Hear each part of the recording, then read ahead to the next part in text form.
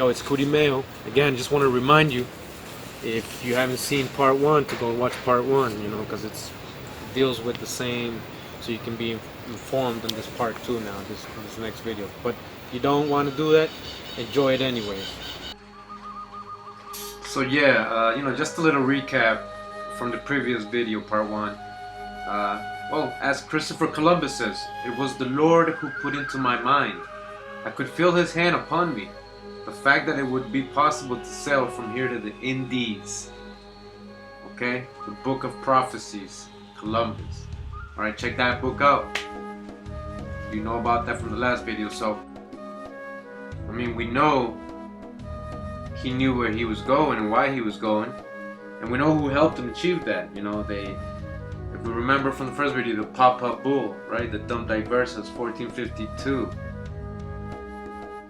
gave permission to invade and conquer anybody who doesn't accept Christ, any infidel, any Muslim, any Saracen. That's very broad. So they were planning all this. They knew what they were going to do, okay? Again, we know who was over there. You know, before we finished the first video, we were talking about all this records and evidence linking the Hebrews to the tribes, the Aboriginals, the native tribes of America, the copper-colored ones, alright? That's a reminder, here you go. Frederick Douglass. All this native land talk is nonsense. The native land of the American Negro is America. Frederick Douglass, 1894. Alright, so you heard Frederick Douglass. Alright, you know. So do you know who you are? Do you remember? So we're just going to continue from where I left off in the other video. You know, we're going to continue talking about some more evidence we have here regarding the lost tribes or any kind of Hebrew connection with the Native Americans. Hope you enjoy it. MyJewishLearning.com. Native Americans and Jews, the Lost Tribes episode by David Kaufman. It says here, in the 8th century BC, the Assyrians dispersed the kingdom of Israel, giving the life and legend to the lost tribes. The repatriation of these lost tribes eventually became an integral part of the Jewish and Christian Messianic dream, and there have been lost tribes speculations about numerous discovered populations. One of the most fascinating and unfortunately forgotten such discussions centered on the Native Americans. How did American Jews respond to this? Why and how did Jews credit or discredit it? What did these theories signify about the American Jewish agendas and anxieties? It says one of the first books to suggest the Native American lost tribe theory was written by a Jew, the Dutch rabbi, scholar, and diplomat Menasseh ben Israel, in The Hope of Israel. Ben Israel suggested that the discovery of the Native Americans, a surviving remnant of the Assyrian exile, was a sign heralding the Messianic era. Just 1 year later, Thomas Thorogood published his bestseller Jews in America, or Probabilities that Those Indians Are Judaical, made more probable by some additions to the former conjectures. The lost tribe idea found favor among early American notables, including Cotton Mather, the influential English minister, Elias Boudinot, the New Jersey lawyer who was one of the leaders of the American Revolution, and the Quaker leader William Penn. The notion was revived after James Adair, a 40-year veteran Indian trader and meticulous chronicler of the Israelitish features of Native American religion and social custom, wrote The History of the American Indians, containing an account of their origin, language, manners, religion, and civil customs in 1775. Even Epaphras Jones, an American Bible professor, engaged the theory in 1831, claiming that anyone conversant with the European Jews in the upper regions of America will perceive a great likeness in color, feature, hair, aptness to cunning, dispositions for roving. Haplogroup X is really a fascinating story because the X-Files of Native American genetics, because it burst on the scene in 1998. Scientists didn't want to believe it, but they found a new haplogroup in addition to A, B, C, D among the Indians of the Great Lakes in particular. And that was haplogroup X. And so immediately the scientists who have a kind of idée fixe, in my opinion, set about trying to find haplogroup X in Mongolia and Siberia, because of course all American Indians, all upstanding American Indians came across the Bering Land Bridge chasing woolly mammoths, right? So they weren't able to find haplogroup X in Siberia. They found one case of it. That wasn't enough. Haplogroup X was a Eurasian type.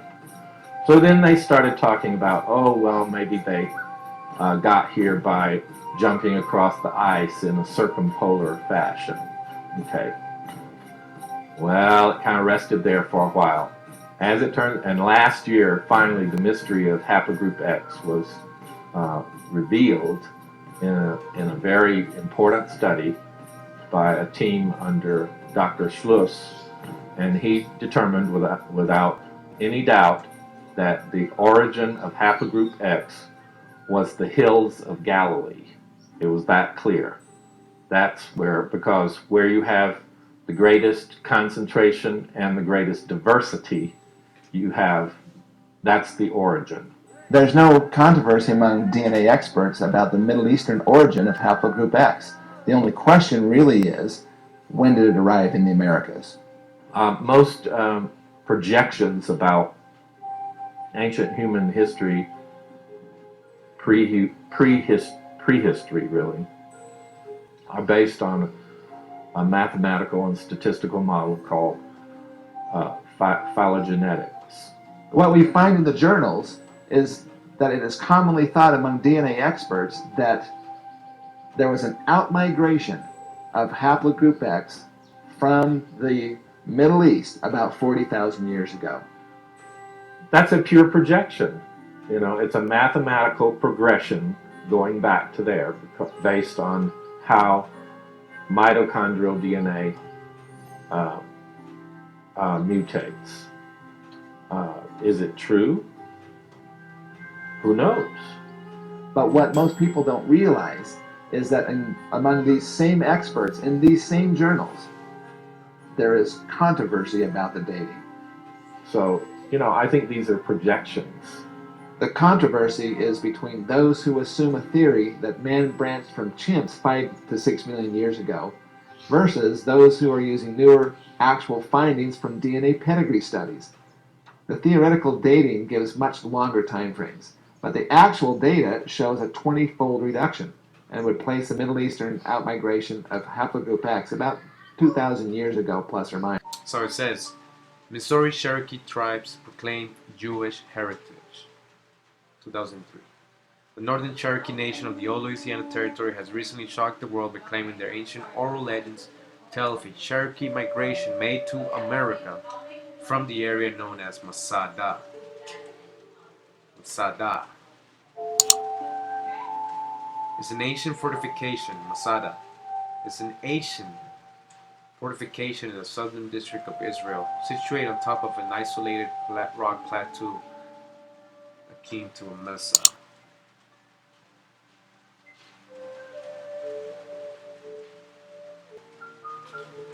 The Jewish Chronicle.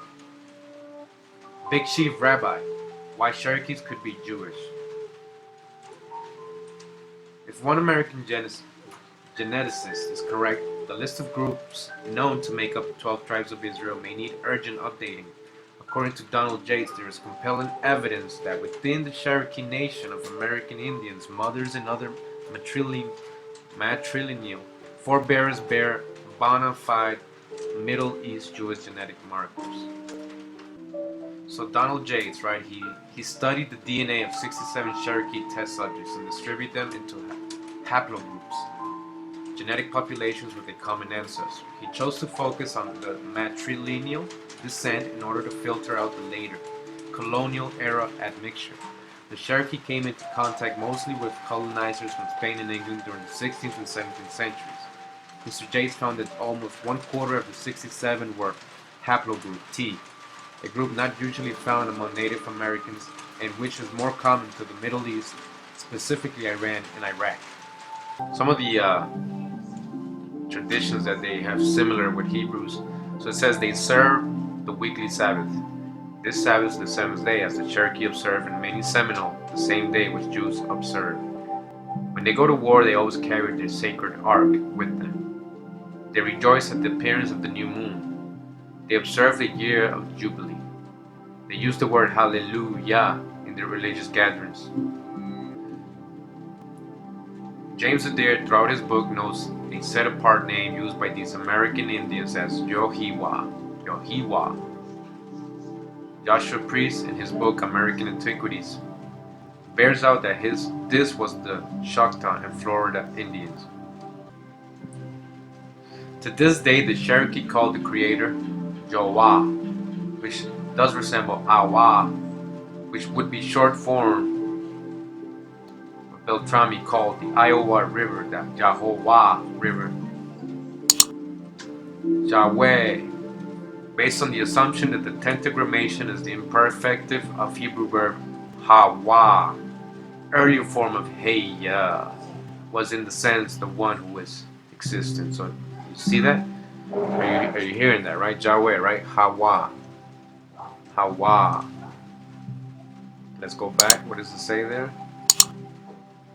To this day, the Cherokee called creator Yahweh, Hawa, Yahweh, which does resemble Awa or Hawa, which would be short term for Beltrami called the Iowa River, Yehovah, Yahweh. Etymology: the assumption that the tetragrammaton is the imperfective. The assumption that the tetragrammaton is the imperfective of the Hebrew verb Hawa. How close is that, man? In the Book of Hopi by Frank Waters, the sun god is referred to as the creator. The sun god is referred to as the creator by the name Taiwa, a combination of Tau, Iwa. The Paleo-Hebrew Tau is a symbol of the sun, also called the mark or cross. The Hebrew Aleph, Tau, are the first and last letters in the Hebrew alphabet. The Chickasaw Indians called the creator Chihuahua, Yahweh, or Hawa. The Chickasaw Indians called the creator Chihuahua, Hawa. So it says here, Chichen Itza. This is Mayan capital city. The Mayan count Chichen Itza. After 40 years of wandering, they finally reached Chichen Itza, the Papal Bull. Hebrew meaning James Strong's Hebrew lexicon. So it says, comparison to the Mayan Chichen Itza, the Hebrew Sheshin Itza, phonetic Sheshin Itza, Chichen Itza, Sheshin Itza. Joyously brought forth, the meaning. The biblical usage of this expression in the exact context of leaving Egypt, that is, after 40 years of wandering, as used by the Popol Vuh, or Psalms 105:43, this similarity of words and ideas in parallel between two diverse cultures such as the Mayan and Israelite is no mere coincidence. The accepted academic theory that Catholic Jesuit priests during the Conquest era embroidered the minds of the Maya neophytes with biblical stories will not work in these instances, where it is abundantly clear that the very Mayan language specific words are the same as Hebrew. This, the Spanish Jesuits could never have accomplished. Had they desired, one must ask the question, why would the Spaniards have desired such a thing in the first place? What advantage would result from teaching the Maya people a new language? In this instance, it was only one educated Mayan noble who transcribed and transliterated the Popol Vuh into Spanish Roman characters. It says again, Mayan Itza Chichen, meaning, and he brought forth his people with joy. And he brought forth his people with joy. The next Sheshen, joy, is from relief, both from slavery and 40 years of wandering in the desert as punishment for sins and actions against Yahweh committed. Just who was this Mayan hero that did the same things as that Moses did? It was indeed Moses. Kukulkan was Moses? As we shall see in the following evidence, this is exactly the case.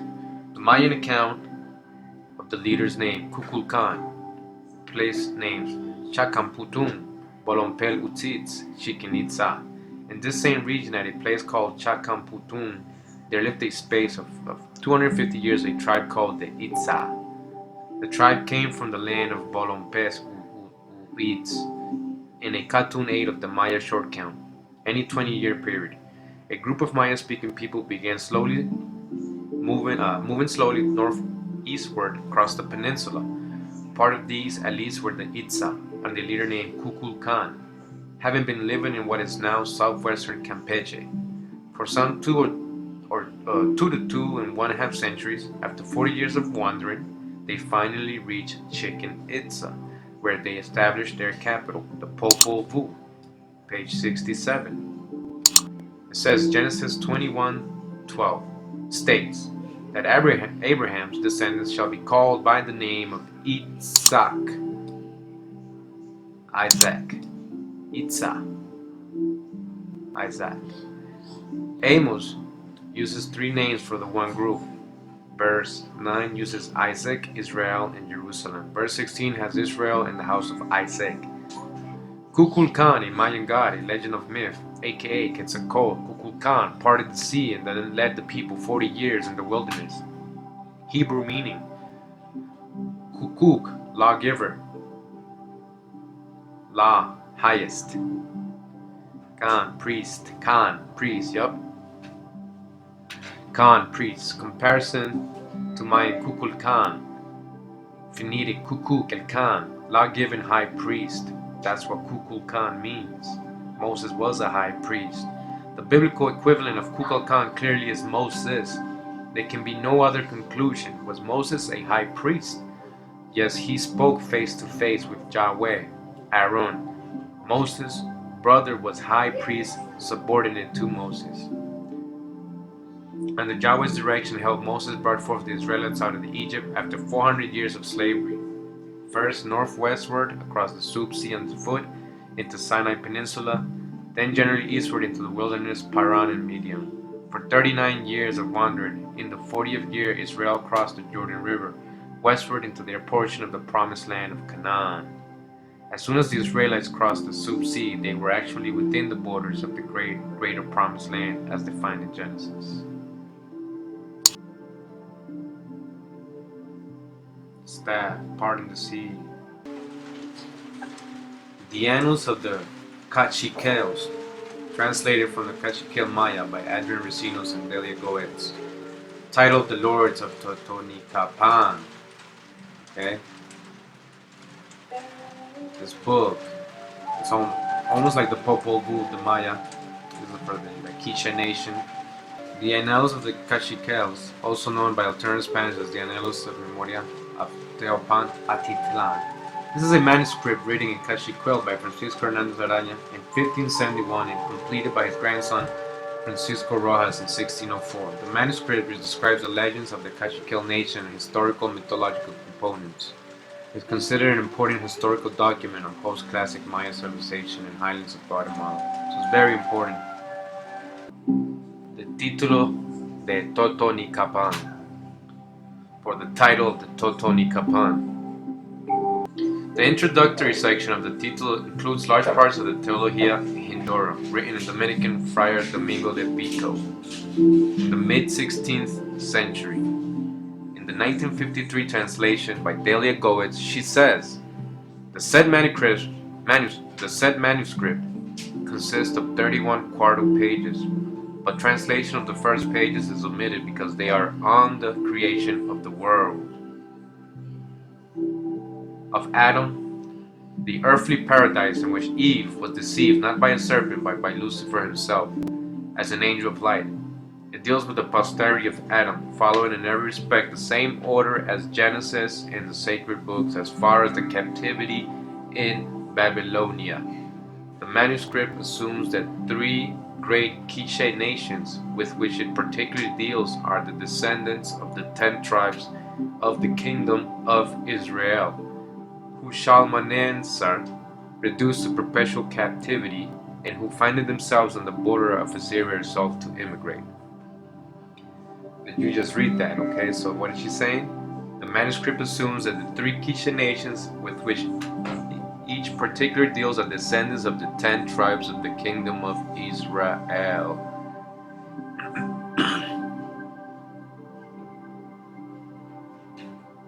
So it says, from Toulon, the ancestors traveled west across the sea of the highlands of Guatemala, according to the Título de Patulan, the 7 caves, the 7 canyons. Remember that, the 7 caves, the 7 canyons, was in the other part of the ocean where the sun rises.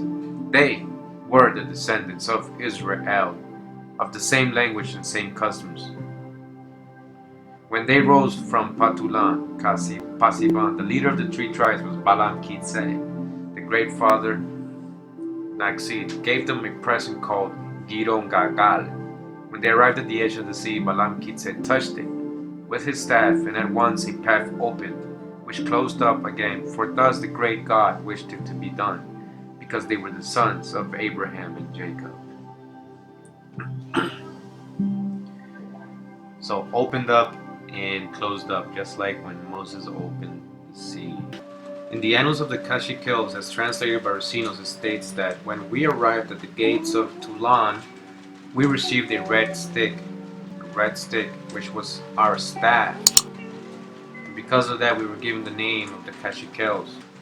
Has the reader ever wondered why or how the remote and famous Mesoamerican tribe that reached a high pinnacle of cultural success in the ancient American New World, the Maya, held within their own tribal historical records such as the Papal Bull, the Annals of the Caciques, and the Título de los Señores de Totanicapan, a clear and concise record of the biblical Red Sea crossing, an historic and very miraculous earth-changing event of deep antiquity that occurred on the other side of the Atlantic Ocean, where their ancient homeland had been.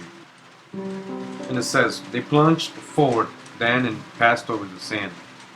Those who came at the rear entered the sea as we emerged from the waters on the other bank. The Annals of the Caciques. When they arrived at the edge of the sea, Balam Kitse touched it with his staff, and immediately a path opened. So what did he do? He got to the edge of the sea. Balam Kitse, or Moses, because look what he's doing, touched it with his staff, and immediately a path opened. Who also did that?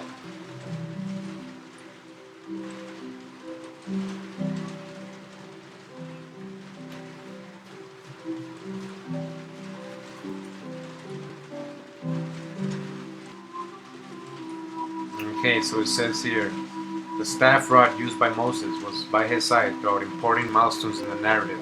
Amongst these milestones events was the miraculous parting of the sea. Parting of the sea. So what does it say Balam Kitse did? He got to the edge. He was also known as Kulkul Khan. He did a supernatural event, which he basically did with his staff, and immediately a path opened. Annals of the Caciques, page 55. This was written by the Maya. This Balam Kitse is recognized among Maya scholars to be the same as Kulkul Khan, the leader at the time. Balam Kitse being a title given to several historic figures such as Joseph, with his coat of many colors. Pisamka, who is also called Balam Kitse, literally means frontier lord, in Shemitic languages such as Hebrew and Phoenician. Wow. Then we arrived at the shore of the sea. There all the tribes and warriors were reunited at the shore of the sea. And when they looked up upon it, their hearts were heavy. There was no way to cross it, and we spoke to them in this manner. Go first, carefully. How can we cross in truth, we who are here? Thus we all said. Thus they said, have pity on us, O brother, who have come together here on the shore of the sea, unable to see our mountains and our valleys. If we remain here to sleep, we shall be conquered. And our grandfather said, we say to you, let us go to work, our brothers. We have not come to stay here huddled at the shore of the sea. Let us plunge into the sea immediately. Thus they said, and at once all of them were filled with joy. Because when it says, when we arrived at the gates of Toulon, we received a red stick, which was our staff. And because of that, we were given the name Caciques. Okay, so there we go again with the red staff. So it says, let us thrust the points of our staffs into the sand under the sea, and we shall soon cross the sea on the sand. using the red sticks which we went to receive at the gates of Toulon. Thus we passed over the rows of sand, it widened below the sea and on the surface of the sea, the floor. They plunged forward then and passed over the sand. Those who came at the rear entered the sea, and we emerged from the waters. On the other bank, the annals of the Cashicels. So in 1860, David Weirwork of Newark, Ohio, found an inscribed stone in a burial mound about 10 miles south of Newark. The stone is inscribed on all sides with a condensed version of the Ten Commandments, or decalogue, in peculiar form of post-exilic square Hebrew letters. The robed and bearded figure, as you can see here, on the front is identified as Moses. Who? Moses. In letters fanning over his head. So it says Moses right here. Let's take a closer look. Okay. Here we go. So you see, he has a fro. Definitely has a fro, man.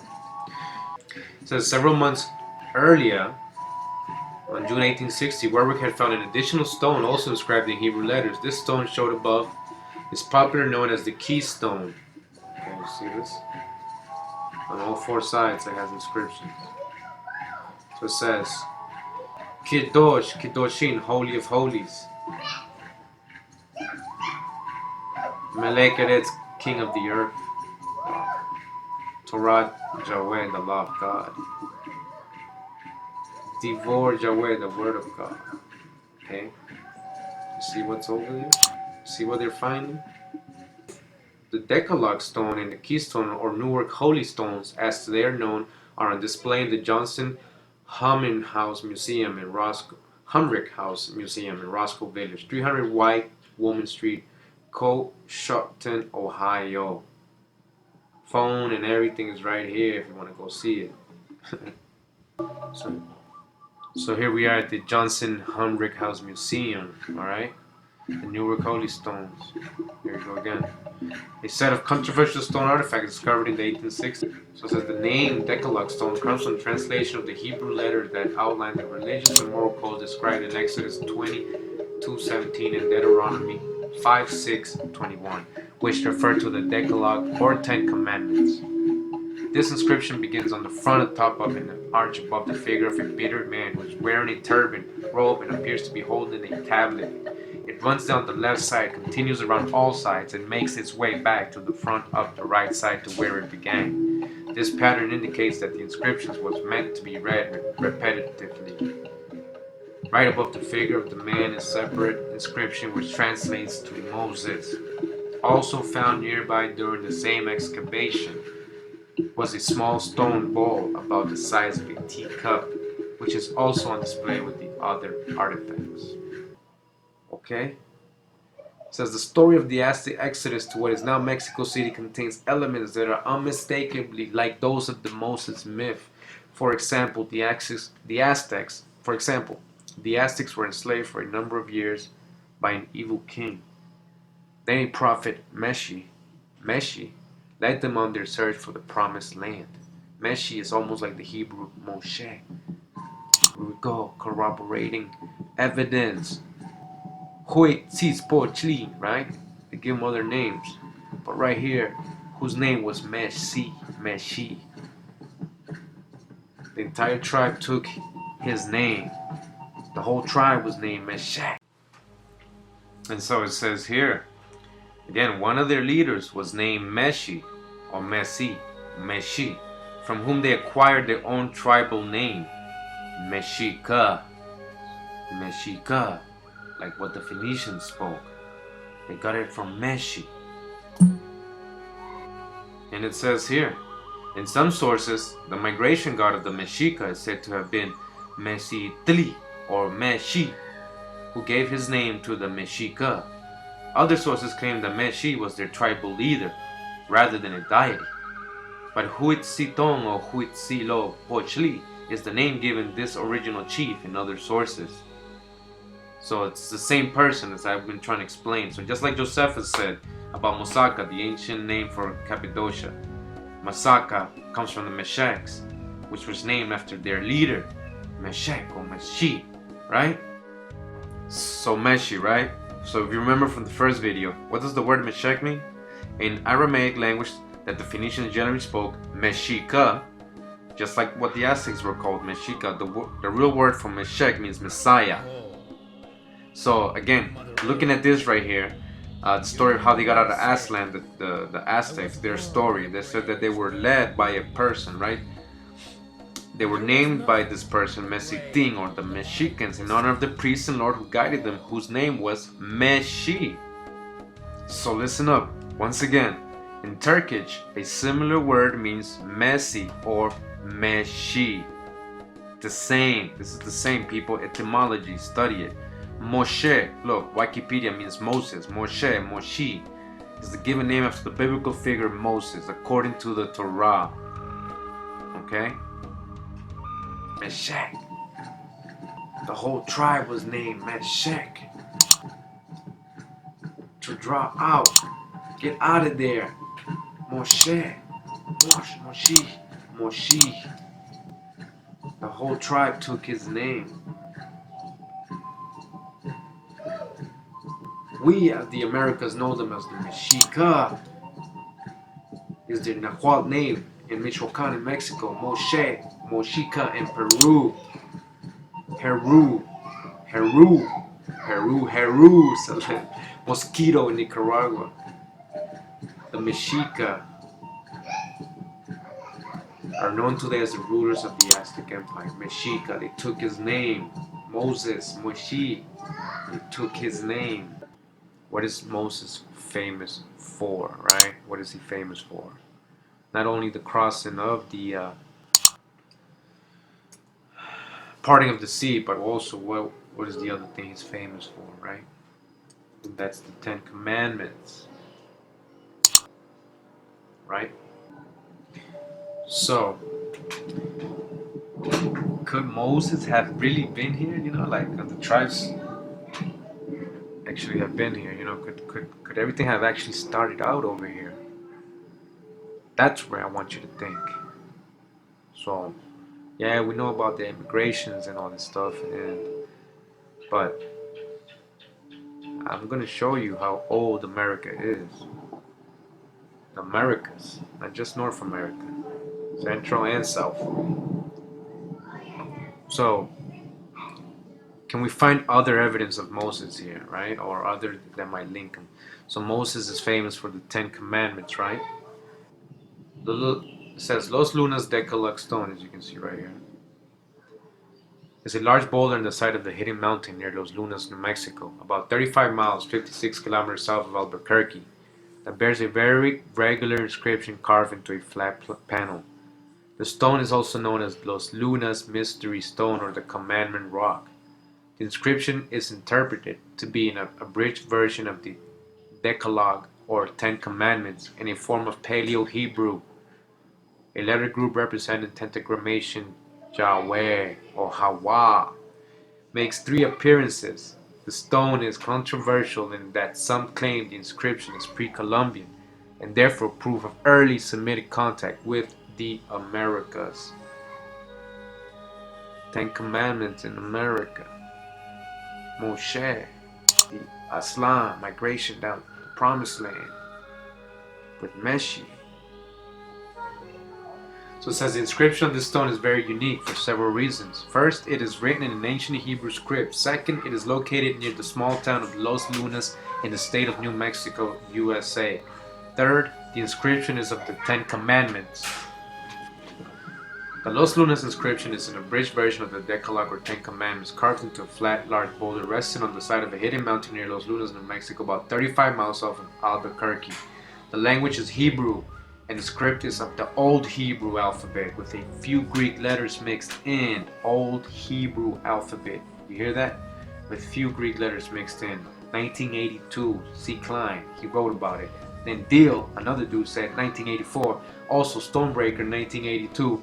Underwood in 1982 as well, and or Newhoff in 99 for transcriptions and translations, and Deal 1984 for discussion and photographs of the setting. You see all these people going to go study. So George Morehouse, another guy, 1985. A professional geologist indicates that the boulder is of the same basalt as the cap of the Menasseh. He estimates its weight at 80 to 100 tons and says it has moved about 2/3 of the distance from the Menasseh top to the valley floor since it broke off. You hear that? The inscription is titled about 40 degrees clockwise from horizontal, indicating that the stone has settled or even moved from its position. And it says, in 1996, this is another dude, Professor James D. Tabor of the Department of Religious Studies, University of North Carolina, Charlotte, interviewed the late Professor Frank Hibben in 1910-2002, that's when he lived, a retired University of New Mexico archaeologist. Okay, so does he have a merit? Okay, who is convinced that the inscription is ancient and thus authentic? It's ancient and thus authentic. He reports that he first saw the text in 1933. At the time, it was covered with lichen and patination and was hardly visible. He was taken to the site by a guide who had seen it as a boy back in the 1880s. Tabor, 1997. At present, the inscription itself is badly chalked and scrubbed up. However, Morehouse compares the surviving weathering on the inscription to that on a nearby modern graffiti dating itself to 1930. He concludes that the decalogue inscription is clearly many times older than this graffito, and that 500 to 2,000 years would not be an unreasonable estimate of age. The decalogue stone, the Ten Commandments in America. And it says that this is from the authors and the ones who translated. Then we have these then were the three nations of the Quiches. Listen up. And they came from where the sun rises, descendants of Israel, of the same language, the same customs. When they arrived at the edge of the sea, Balaam Kitzet touched it with his staff, and at once a path opened, which then closed up again. For thus the great God wished it to be done, because they were the sons of Abraham and Jacob. Título de los Señores de Toacapam, page 170. Meditate on that a little bit.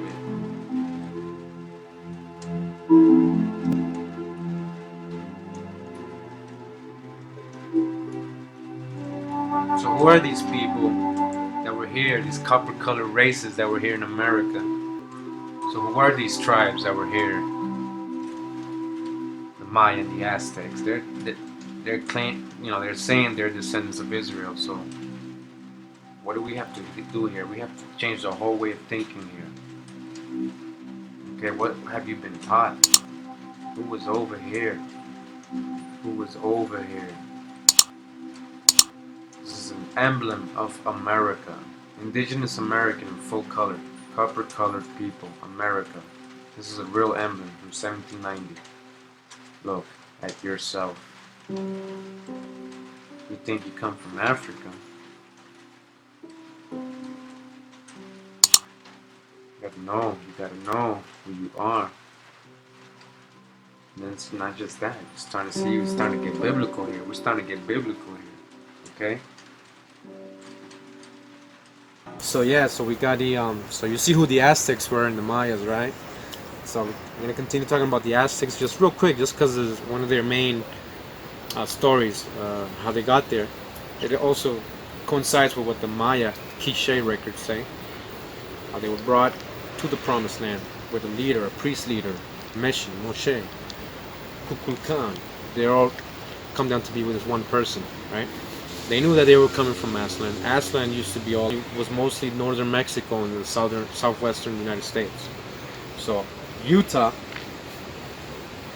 everything seems to be pushing to Utah as the center for Aztlan, and from there they migrated down to Mexico.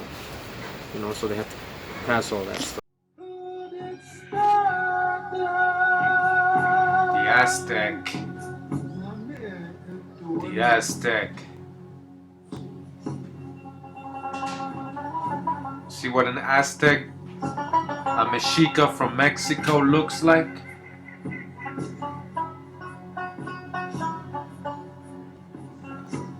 See that?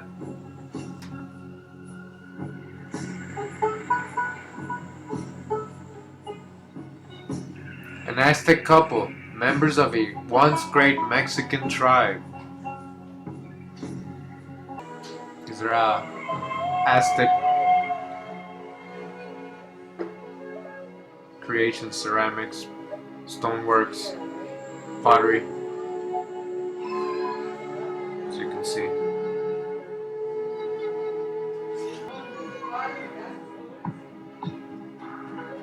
As you can see. Aztec 1400, Xochipilli was the Aztec god of music and dance. His name is Nahuatl, a language spoken by the Aztec cactus. And in 1325 they built what is now called Mexico City. Okay, so that is the Mexican flag. So that's why the Mexican flag has the eagle and the snake. That's where you get this. So the Aztec. So where were they coming from?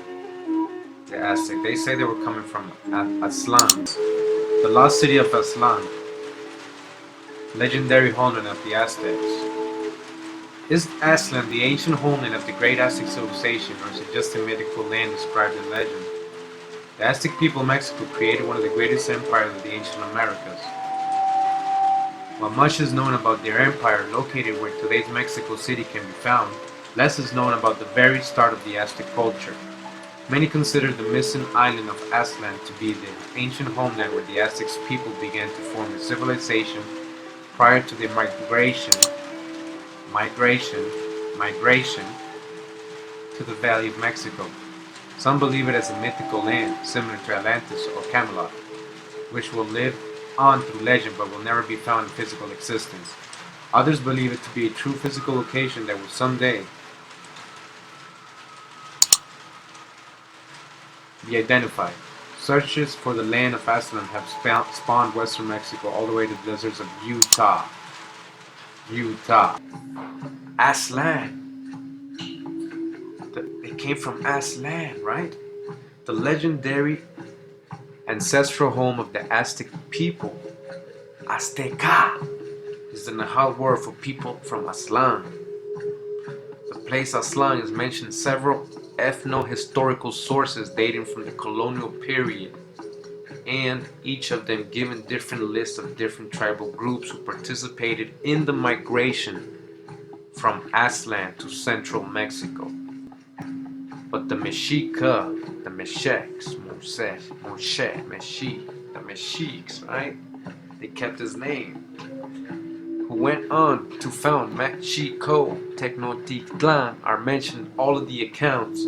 Historians have speculated about the possible location of Aztlan and tend to place it either in northwest Mexico or the southwest US. It says Aztlan is the ancient homeland where the Aztec people began to form as a civilization prior to their migration to the Valley of Mexico. Aztlan is believed to be anywhere from western Mexico all the way to Utah.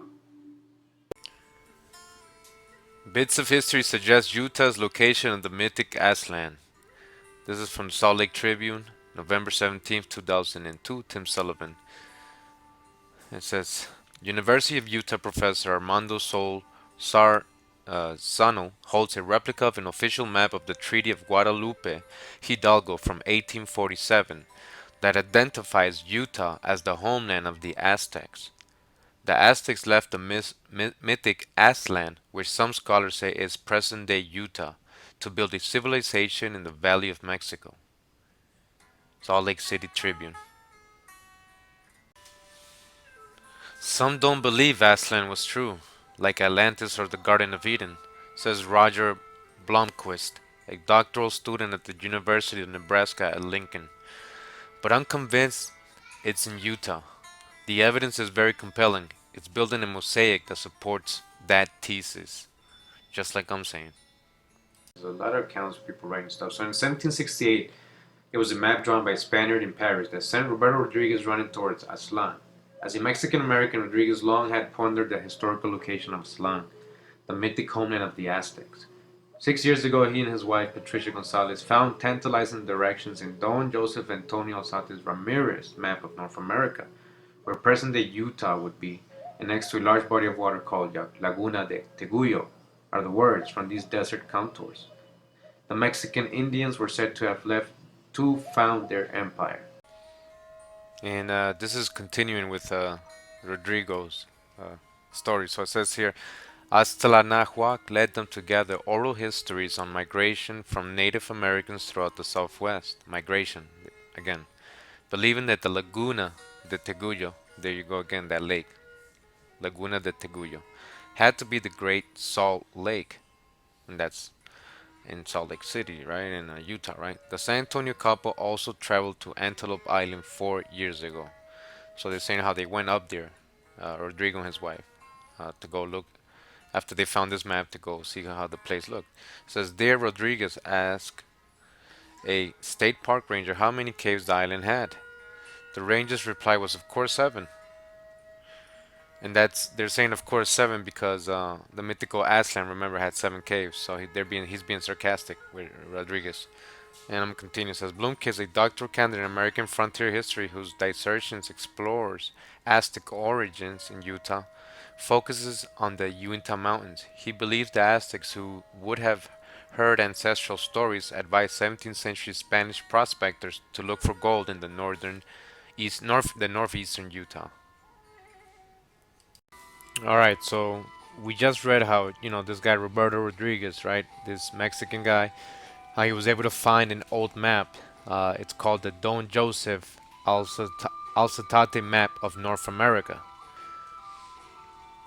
So Roberto points out how in present-day Utah, next to Lake, the one that's called Laguna de Taguyo.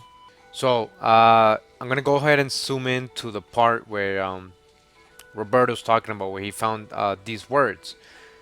So it says, so Roberto points out how in present-day Utah, right, next to the lake called Laguna de Taguyo, are the words, and I quote, right, this is what it says here in English. It's in Spanish, but this is what it says in English. From these desert counters, the Mexican Indians were said to have left to found their empire.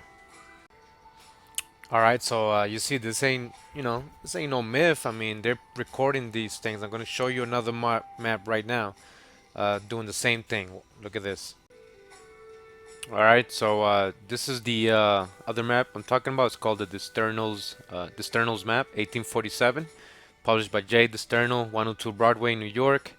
And what I want you to see here is where the red box is, right here on this map. Of course, that is Utah, present-day Utah right now.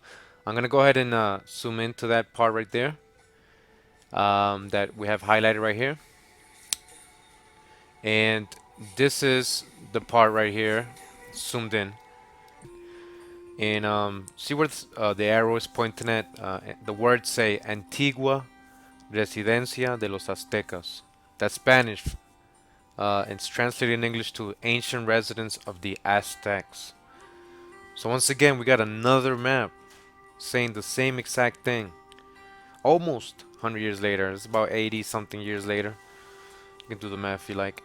And it's corroborating, right? And we've already been reading different articles about Utah, possible place, right? So how much more evidence do we need, man? I mean, we're gonna continue though. The more the better, right? We're gonna continue here. It says here Utah, the Aztec homeland. Is Aztlan in Utah? Belgian paleographer Antoine Volimar thinks so. After reviewing a number of Aztec documents and doing on-site research, he surmises that the mythical home of the Aztecs, before they headed south to found civilization in the Valley of Mexico, was a lonely mesa near the juncture of the Colorado and San Juan rivers in southern Utah.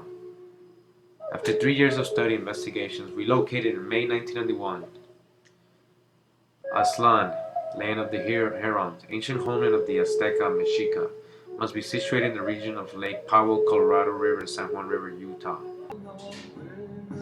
The Nahua peoples are supposed to have originated in what is now the southwestern United States and northwestern Mexico. They split off from the other Udo-Aztecan peoples and migrated, here we go again, migrated into central Mexico. At some point around 500 AD, They settled in around the basin of Mexico and spread to become the dominant peoples in central Mexico. Some important Mesoamerican civilizations were of Nahua ethnicity. For example, the Toltec and Aztec cultures, as well as the Tepaneca, Acolhua, Salcaltec, Xomimilca, and many more.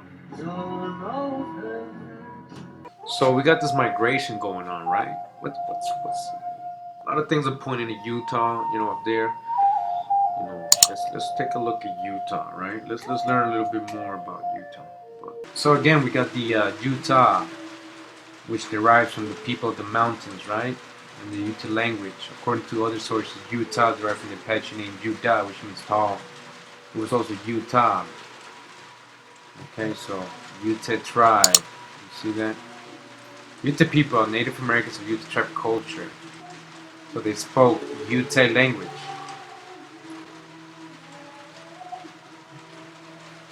So it says the Utah language is related to the Southern Paiute language and belongs to the southern subdivision of Numic branch of the Utah Aztecan language family.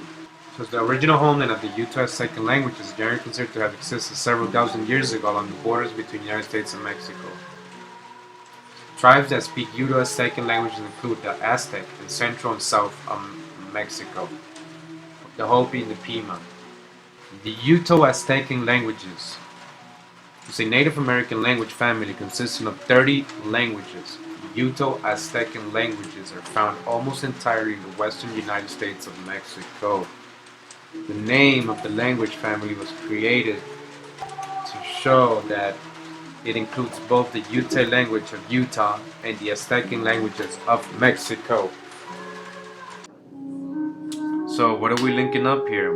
We're starting to see that, even in the languages, Utah and Mexico and the Aztecs are linking up. The whole language is called the Utah Aztecan, meaning combining the Utah language of Utah and the Aztecan languages of Mexico. So this is another thing that we're linking up. So migration from up there, yes, we're seeing the etymology of each word, the history of their myths, their legends, and we're also seeing it in the language. Now we're going to learn about these people, and we're going to keep talking about the migrations and the languages. Language and similarities given false origin of Aztlan. It says, while the Aztecs of the 16th century lived in the south-central part of the present-day Mexican Republic, a wide scattering of peoples who presently live in the United States could probably be described as distant cousins to the Aztecs. If you belong to the Shoshone, Ute, Paiute, or Gabrielino Indians, you may very well share common roots with the famous Aztecs of central Mexico. How is it that we can conclude that these relationships exist? Studies in historical linguistics have analyzed the Uto-Aztecan tongues, and the Nahuatl language in particular, have determined that Nahuatl was actually not native to central Mexico. Instead, it was carried south from the lands that are believed to have been in the northwest region of the present-day Mexican Republic and, before that, the United States.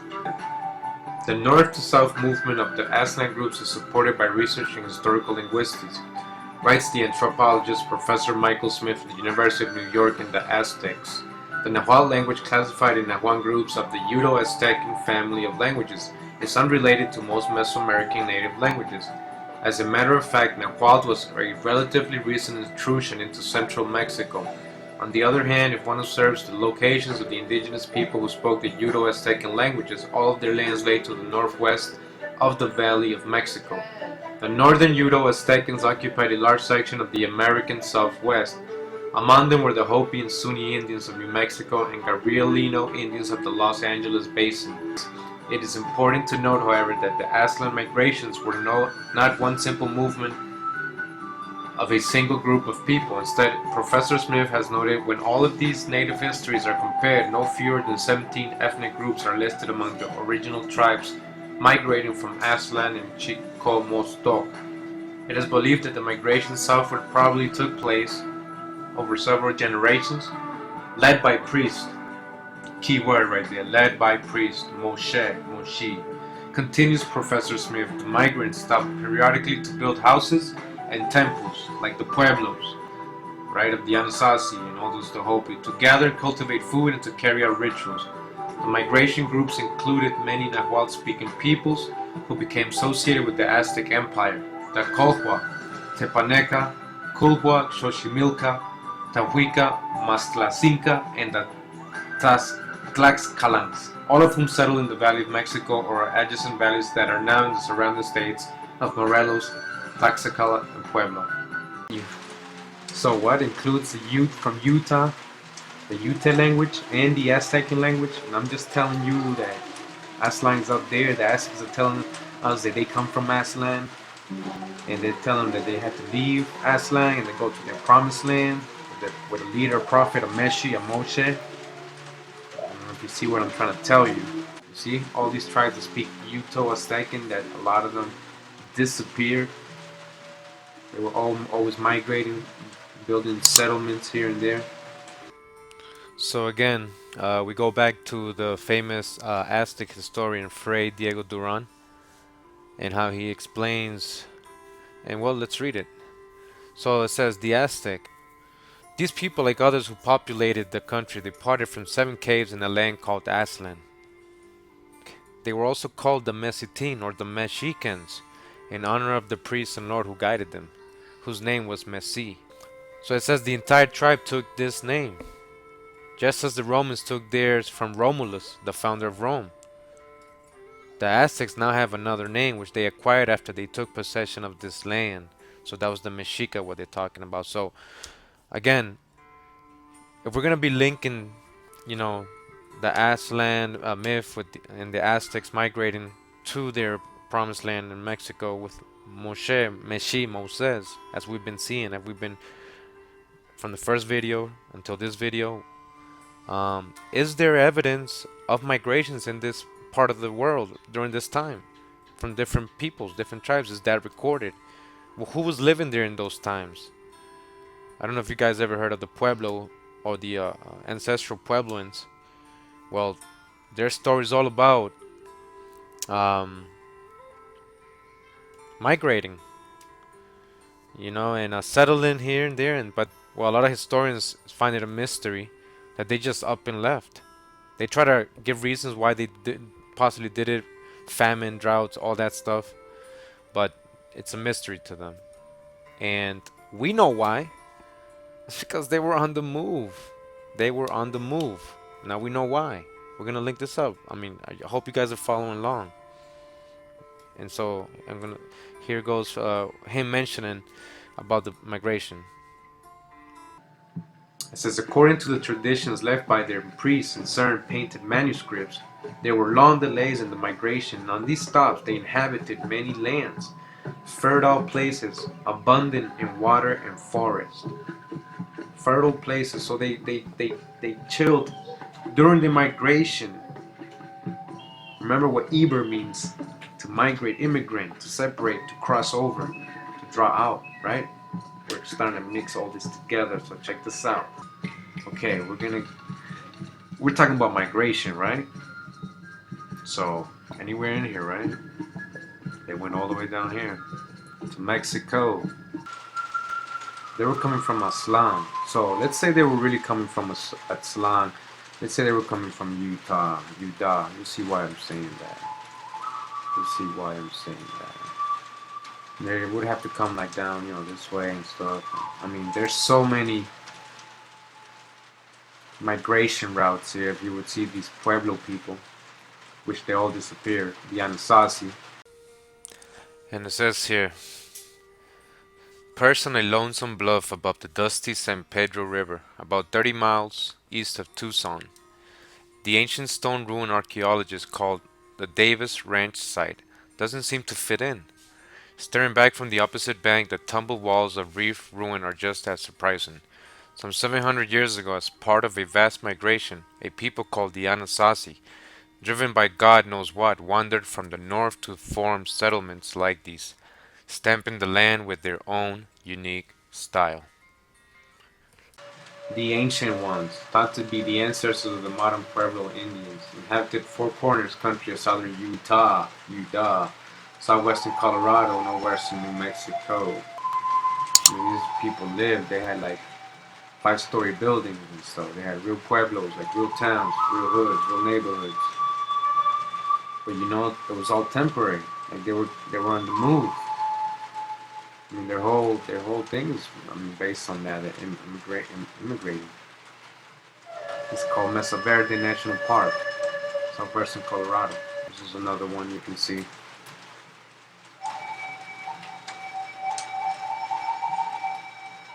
See how they got down? Plane.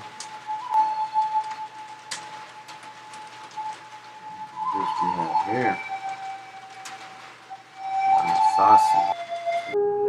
So just a little bit more about the ancestral Pueblo people, just so you can get an idea of how, who these people were and how they lived. So it says here they crafted a unique architecture with planned community spaces. The ancient population centers such as Chaco Canyon, outside Crow Point, New Mexico, Mesa Verde near Cortez, Colorado, and Bandelier National Monument near Los Alamos, New Mexico, have brought renown to the ancestral Pueblo peoples. They consisted of apartment-like complexes and structures made from stone, adobe mud, and other local material, or were carved into the sides of canyon walls, developed within these cultures. The people also adopted design details from other cultures as far away as contemporary Mexico. In their day, these ancient towns and cities were usually multi-storied and multi-purpose buildings, surrounding open plazas and view sheds. They were occupied by hundreds to thousands of ancestral Pueblo peoples. These population complexes hosted culture and civic events, infrastructure that supported a vast outlying region, hundreds of miles away, linked by transportation roadways. So you see there was migration routes, trade routes. These people were connected, so they were always on the move.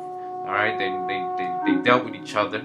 So remember from the 7 caves in Aztlan, how they explained that there was originally 7 tribes and they all migrated, but they did it in different times and in different ways. So it wasn't all at once. So on the way, obviously, they settled in different places. All right, so we're going to continue with the migration story here of the ancestral Pueblos.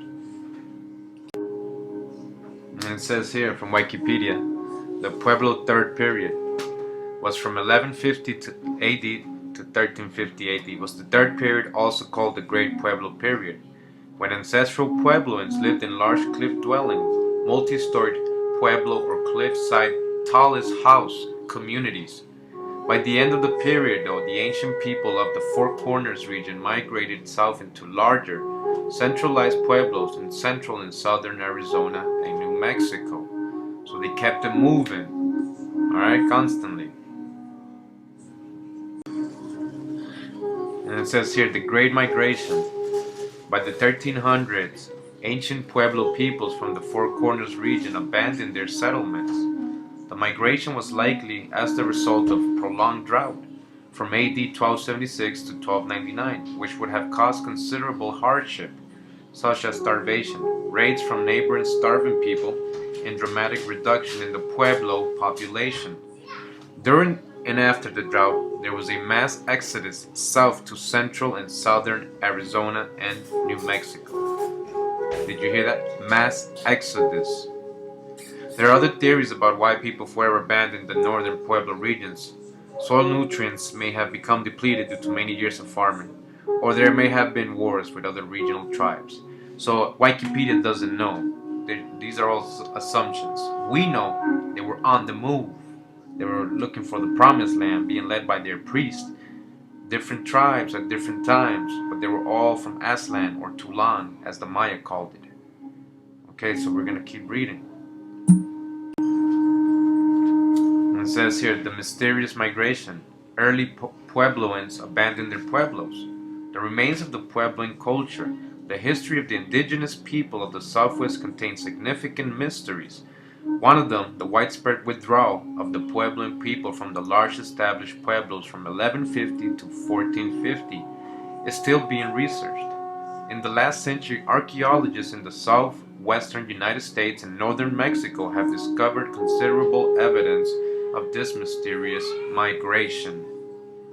Okay, so they say they're still researching it. I've done a little bit of research in the last couple months based on other information I had from the past, because I've always had an interest in this. And what are we linking up? Obviously, they're not going to link that up. They don't want you to know what was happening on this side of the world. Moshe, Meshi, the Hebrews, they were over here. They were doing their exodus. 40 years wandering in the desert. 40 years. The Balaam Kitzeh in the Kishe record says that the Mayas wandered until Balaam Kitzeh Kukulkan brought them to the promised land. Chichen Itza. 40 years wandering. We're going to continue. Migration from the homeland. Why the ancestral Pueblos left their established homes in the 12th and 13th centuries is not clear. Factors examined and discussed include global or regional climate change, prolonged periods of drought, cyclical periods of topsoil erosion, environmental degradation, deforestation, hostility from the new arrivals, religious or cultural change, and influence from Mesoamerican cultures. Many of these possibilities are supported by archaeological evidence. And once again, they have no clue. And it says here, migration stories describing tribal movements since the mythical emergence also abound in the narratives of many other cultures. Sometimes the main theme of such legends is conflict among tribes, such as that which broke out between the Tewa of northern New Mexico and the Yudah of Colorado. Other stories tell how clans of particular tribes, such as the Sunni and the Tewa, were guided at several points by helpful spirits. The sacred landmarks where such spirits dwelt are shown on mythical and historical tribal maps. Alright, so, one thing is clear. I mean, these people are being guided by either God, as they call them, which we know it was Kukulkan or Balaam Kitzeh, which we know was a person, Meshi, or a priest, a Lord priest. We just read how they were guided by a sacred spirit. Okay, so let's read this.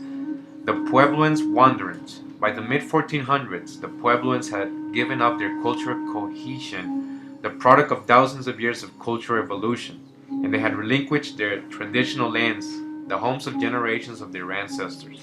Effectively, refugees, at least some groups, possibly entire village populations, may have wandered in the desert like Moses and the Jews in the wilderness, searching for a new home, what they called the center place. Again, like Moses and the Jews in the wilderness.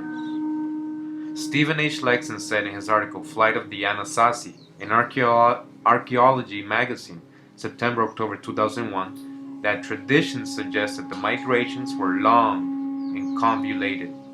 Okay, you hear that? It didn't just happen like that. So just like Moses and them for 40 years wandered after they were 400 years in Egypt, or imprisoned, enslaved, the Hebrews, they were wandered for 40 years just like the Mayas, just like the Aztec. Okay? Where they were long and convoluted. Let's continue. And it says here, the people of the living pueblos in northeastern Arizona, in central western New Mexico, and in the Rio Grande drainage basins still speak of ancient abandonments and migrations in the oral histories of their ancestral communities and clans.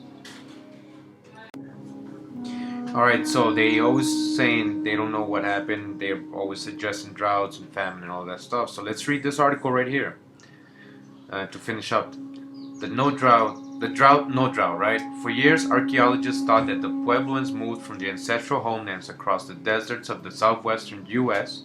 and northern Mexico because it seemed the intermittent droughts which occurred between 1150 and 1450 must have caused crop failures and diminished game and wild plant food resources.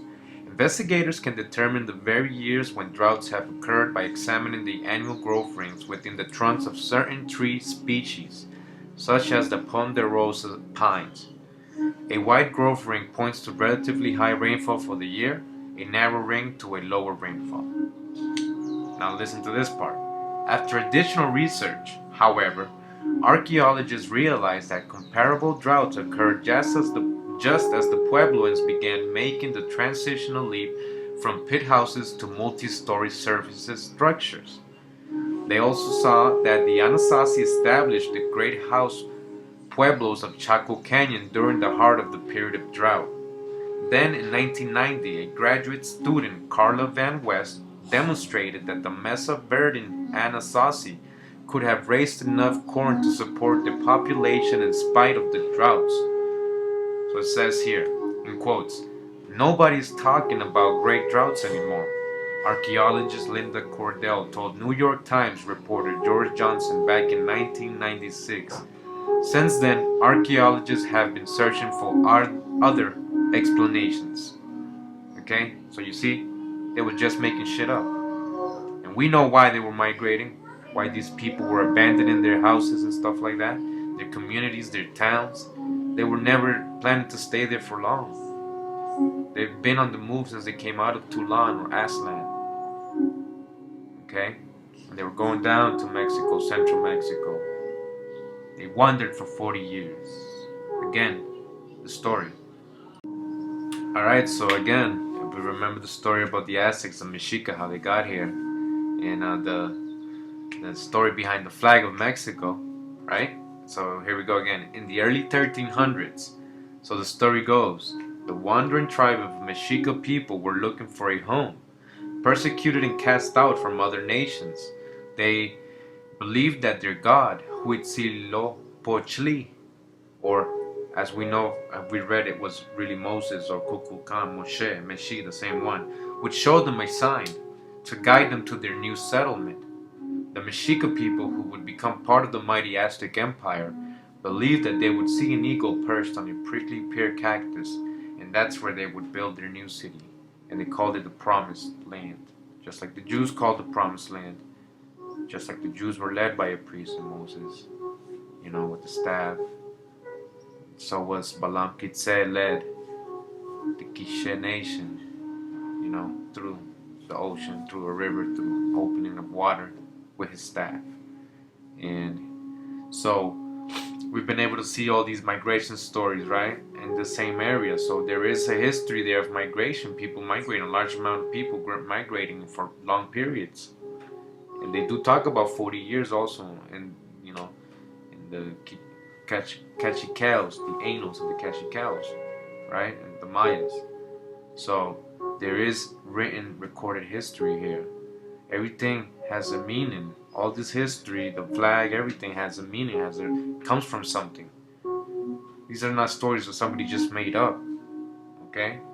They are left out of history. They don't teach us these things. They don't connect it for us. They like to actually separate it, so we don't ever find the truth. But you can see it's just one oral story. It's all coming together, all right? So we're going to go back into why Utah, all right? So we've seen that, you know, these tribes were copper colored, right? These Aztecs were copper colored. We've been able to link the tribes that were over here, at least most of them, to Hebrew tribes, lost tribes, right? There's a lot of records of that. Okay, now we were able to link to the ancient land, which was Aztlan, which was in Utah, right?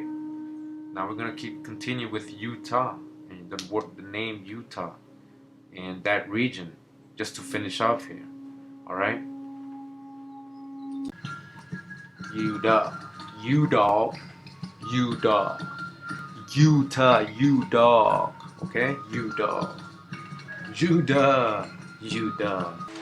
So Utah, Wikipedia, right? One of the states, 45th state admitted in the U.S., right? Okay, right here, right?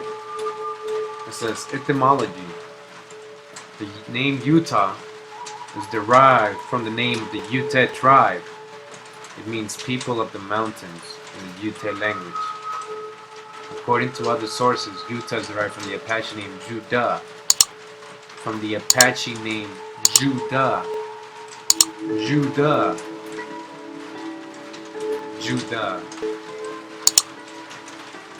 So Yudah, right?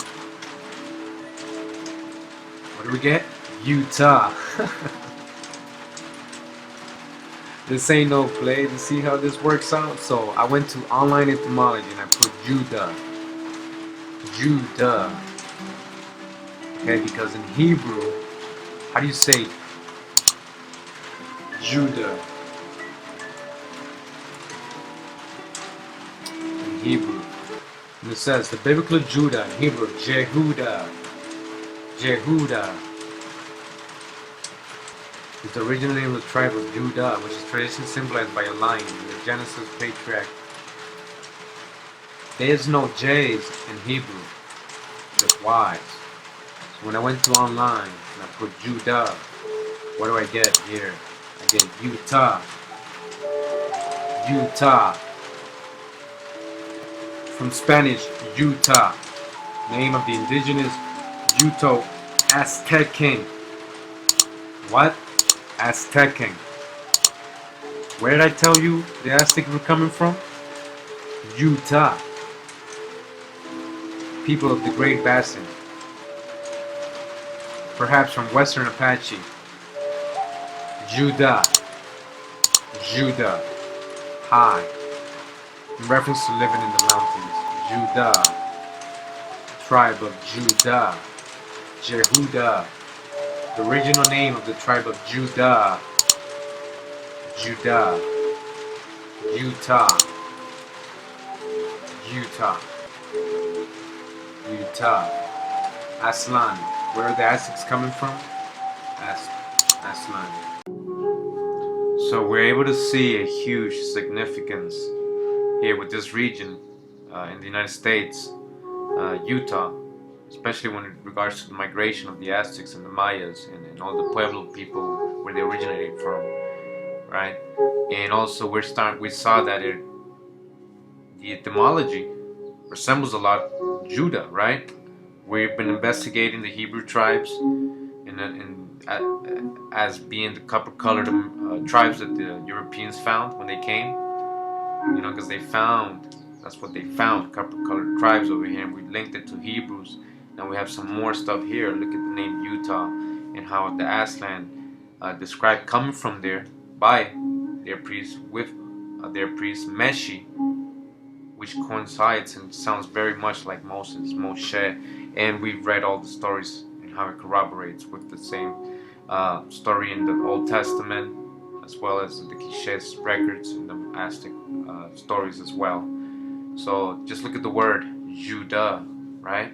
Right here on the top, then Jehudah, Judah, Utah. Alright? Now, I wanted to finish off with this and just explain my next video, and I hope you guys continue to follow along. It's going to show the land of Judah, and it's going to show you that it's in Utah, and it's in the Old Testament, and I have the verse right here. It's Deuteronomy 34:1-3, and it says, let me read it. And Moses went up from the plains of Moab unto the mountain of Nebo, to the top of Pisgah, that is opposite of Jericho. And the Lord showed him all the land of Gilead, as far as Dan, too, and all Naphtali, in the land of Ephraim and Manasseh, and all the land of Judah, unto the utmost sea, Jehudah, Judah, Utah, Judah. He showed him all the land of Utah, Judah, Jehudah, Judah.